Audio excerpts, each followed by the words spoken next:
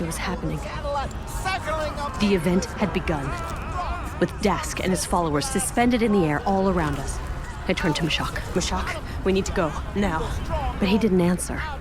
He just stood there looking up at the hovering rocks all around us, his mouth wide open. We're gonna die. No, we're not. We're gonna die. Listen, where is Bostwick? We're gonna die. Mashak! I didn't have to wait long for an answer. I could hear the warthog growling and tearing through the woods. It burst through the foliage and spun out right in front of us. Let's go! Bostwick! Come on, get in! I grabbed Mashak, and we leapt into the warthog as Bostwick hit the gas, leaving Dask and his disciples behind us. The levitating rocks and twigs pelting our windshield as we sped down the twisting mountain road towards the city. Whoa! Okay, how about we let the anomaly kill us, and not you driving? We didn't have time. There were hundreds of thousands of people in that city, and they had no idea they were standing on a sleeping giant. So what's the plan? Even if we get there before, the big bad thing gets big and bad, how do we get everyone out? It's an entire city. We can't just pull the fire alarm. Mashak, there may yet be genius buried inside your mediocre synapses. While it's true that there isn't a fire alarm to pull, there is another type of alarm. The Covenant air raid system. We didn't need to invent a way to evacuate the colony because the UEG had already done it. During the war, when the Covenant were steamrolling humanity and glassing colony after colony, an evacuation system had been put in place. If you can get to the old shuttle port on the outskirts of the city, I can override the colony AI and simulate a Covenant attack. The warning systems would trigger and evacuation procedures would begin immediately. Every available ship would automatically be engaged. Bostwick, look out! She slammed on the brakes just as the Pelican dropship descended right in front of us. The rear bay was wide open, and yet again, I was dealing with the UNSC's finest. Oh, I'm so sick of these pricks. What do we do now? We could go with them. Can we, BB? You know just as well as I do what they do to traitors. Yes, of course, but if we just... It happened in an instant. A 65mm Argent 5 missile flew right over our head and winged the right engine on the Pelican, sending it screaming towards the ground. I looked back and saw Ilsa, towering out of the back of her modified warthog, puffed up, seemingly growing bigger and scarier with every moment. The ODSTs can handle their own, but it didn't seem like anything could stop Ilsa. I'm beginning to think she's not going to give up. How very astute of you, Mashak. We gotta go. Colony AI handled millions of systems and subsystems, and was responsible for protecting every human life on the planet. Maybe if Mashak had a week, he could hack into something that complicated. But we didn't have that kind of time. BB, can you handle this? If you disobey Oni, you won't suddenly disappear in a puff of blue smoke, will you? I have significant operational authority, and I don't see this as disobeying orders. I see this as saving lives via measures roughly compatible with mission objectives.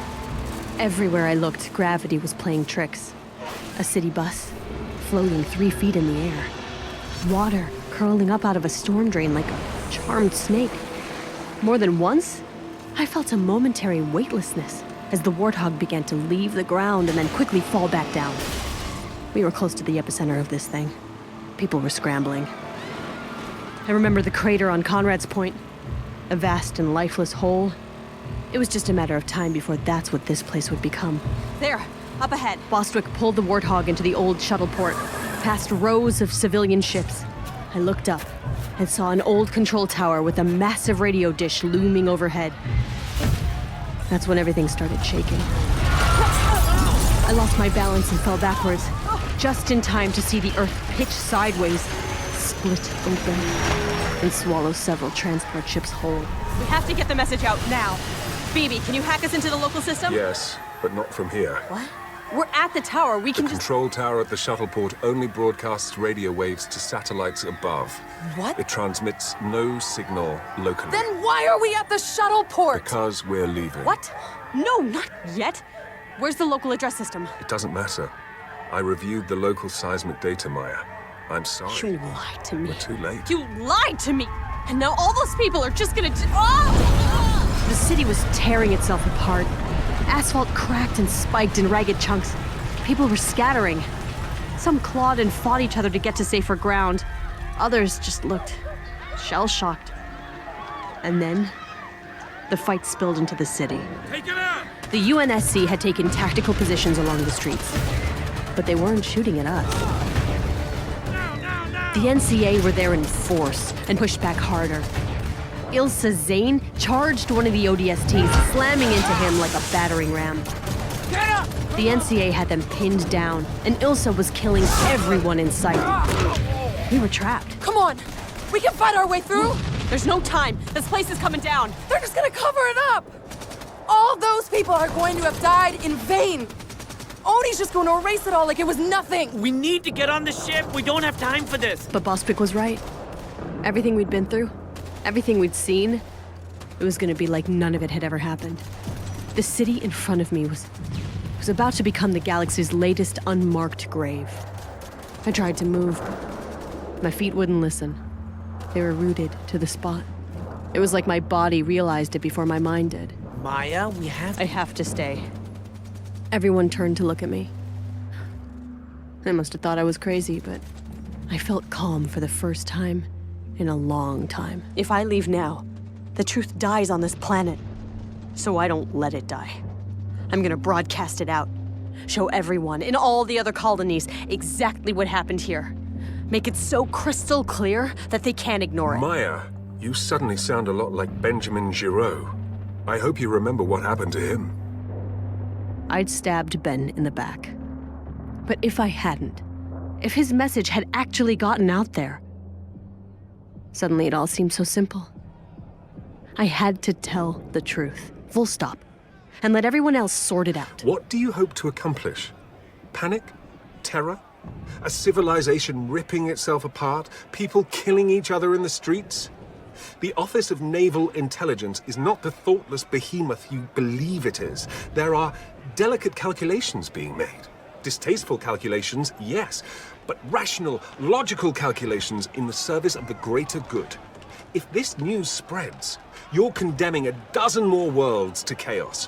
Whatever these anomalies are, how will the UNSC face such a massive threat if all of its systems are paralyzed with infighting and fear? Well, maybe it's time people got to make those calculations for themselves. Your broadcast won't reach anyone. When the anomaly hits, the entire planet will be cut off, just like Conrad's Point. Exactly. On Conrad's Point, the anomaly's interference had blacked out all modern communication. But Ari had been able to go low-tech, use old-fashioned radio waves to cut through. I can use the old control tower. Bostwick, Mashak, you need to take the ship. Get it into orbit high enough that you'll be safe, but low enough that you can hear my broadcast and relay to the other colonies. Maya, that's suicide. You'll die down And here. she won't be alone. Bostwick, no. I don't need you Oh, to just shut up! We're doing this together. Unbelievable. This is my choice. You will never make it out. We're still too close to the epicenter. This whole place will be destroyed. Then I guess you better get going, Mashak. I don't imagine I'm being given the option to get on the ship myself. What? You don't want to come? To the epicenter of planet-wide physical and electromagnetic devastation? Where else would I rather be? The ship's engines came to life. Mashak turned to me, frustrated. But then, Hey, Maya. You know, of all the people who've tried to kill me recently, you were the nicest.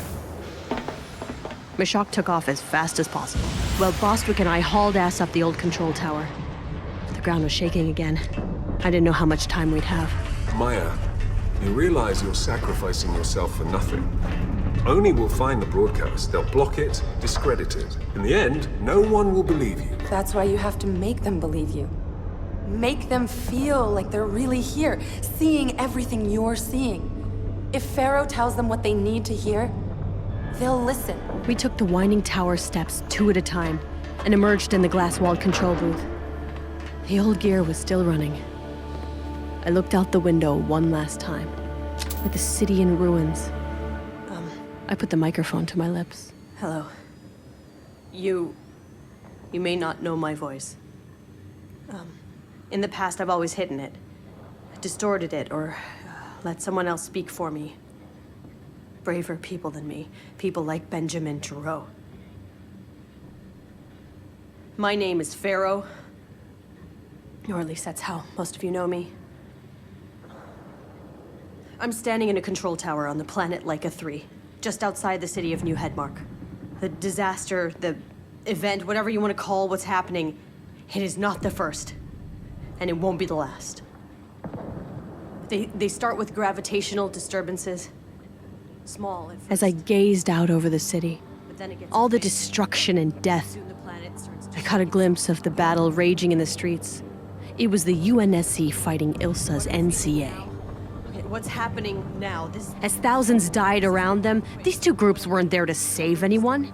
They were here to destroy each other. Not some natural. I've been drowning in their war for far too long. Never able to get a foothold. Not as Pharaoh, not as Maya. Real the danger is. But now, for the first time ever, I felt like I was doing something purely good. I was changing things for the better. I didn't know whether I was Maya or Pharaoh anymore, but all that mattered was that I felt like I was who I wanted to be. Who I was meant to be. Hey, hold on. The ground everywhere is coming apart. It's bursting at the seams. Bostwick, be careful. Okay, we're okay. But this thing, whatever it is, it's only getting stronger. I don't know how long we're gonna last, but there's something everyone needs to know. I am not who you think I am. The city, look! Oh God. Oh God, the city. What's left of it, it's coming down. No, that's not it. It's coming up. Oh God. The ground is lifting up underneath it. But the ground can't hold together. It can't take this strain. Oh God, the buildings are falling over like dominoes. Oh, the city. 100,000 people building a future in the outer colonies. Oni knew about the danger weeks ago. Oni knew. But they...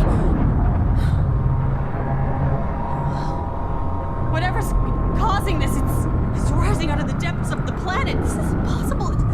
It's mechanical. It's blocking out the sun. Oh God. Oh. It's okay.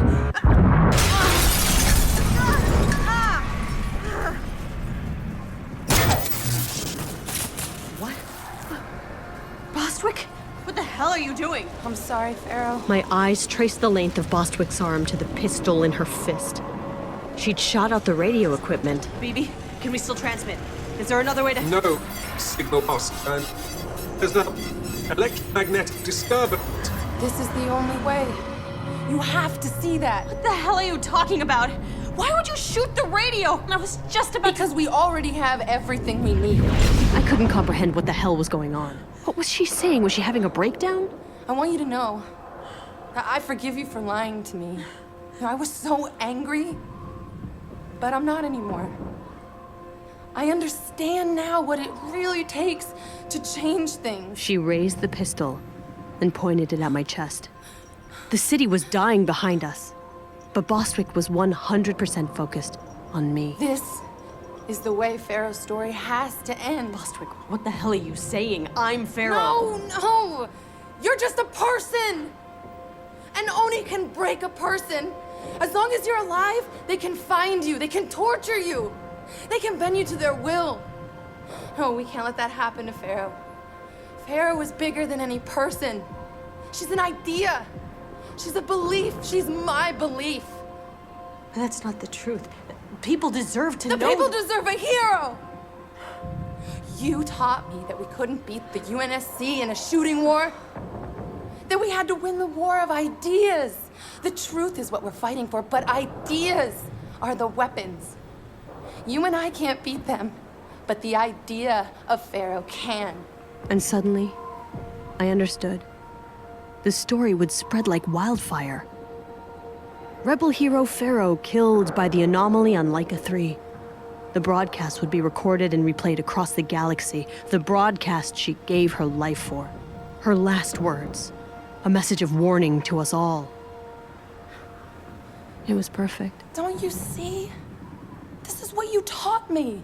Her hand tightened on the pistol. But she couldn't pull the trigger. I could see her jaw trembling. Pharaoh, are you scared? Yeah. Are you? Yeah. In spite of everything, I wanted to comfort her. To take her in my arms and tell her that it was all gonna be fine. Bostwick, I just wanted to... Oh, God! Okay, just calm down, just calm down. It's fine. Tears welled in her eyes as she raised the gun one last time. Do it. Goodbye, Maya.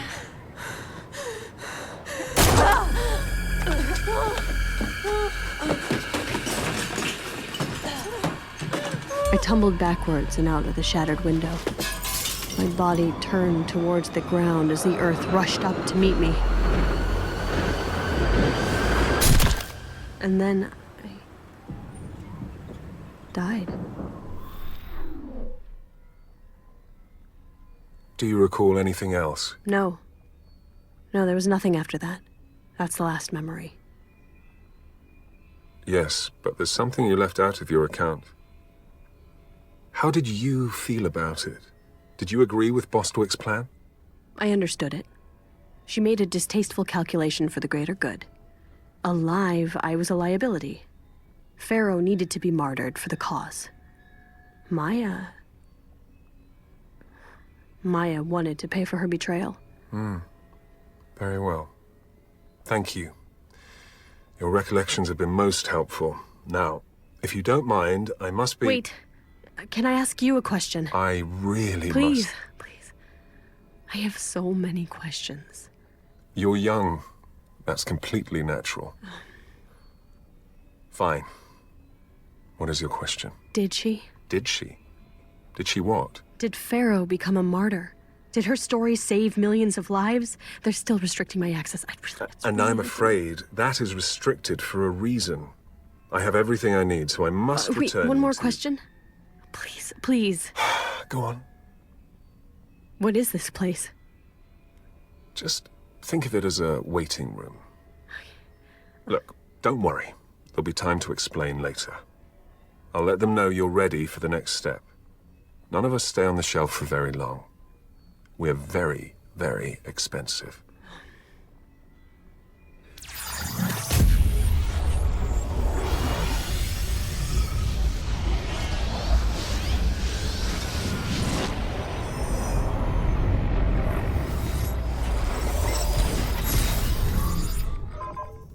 Admiral Osman, this is Black Box.